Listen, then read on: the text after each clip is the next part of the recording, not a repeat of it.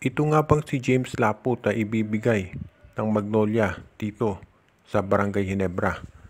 Alam na natin lahat yung nangyari dito kay David Morel. Merong kanya-kanyang mga spekulasyon. Ang sabi ng iba, nirelease ito si Morel dahil hindi na ginagamit ni Coach Chito Victolero. Ang sabi naman ng iba, pinakawalan niyan dahil kinakailangan ng Barangay Ginebra.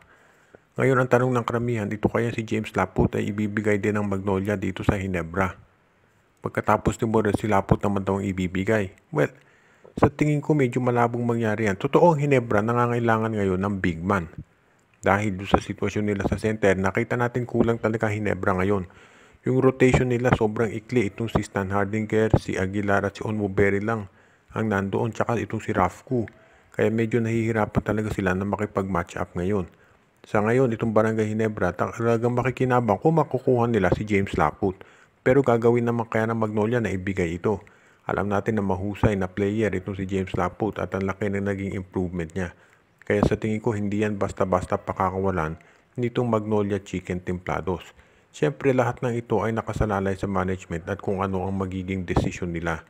Pero sa ngayon sa tingin ko hindi pakakawalan ng Magnolia yan unless iutos ng management.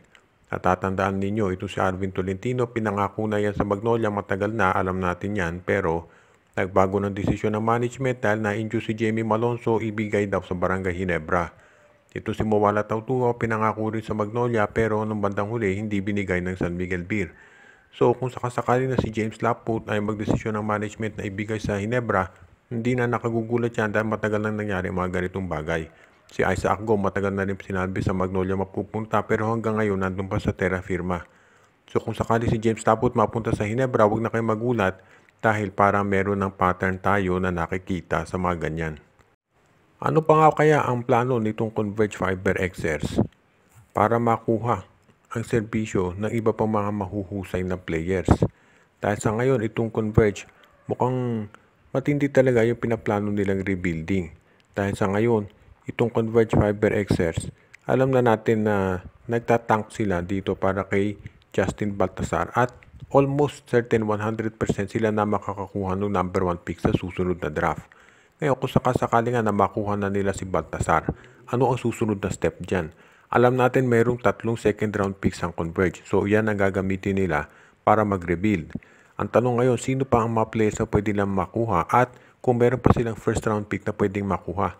Sa tingin ko yan ang plano kung bakit itong si Shawnee Winston gusto nilang i-trade. Ang tanong ngayon ng karamihan, dito ba sa darating na draft, merong isang player na makakapag-provide ng value na ibinibigay ni Shawnee Winston ngayon?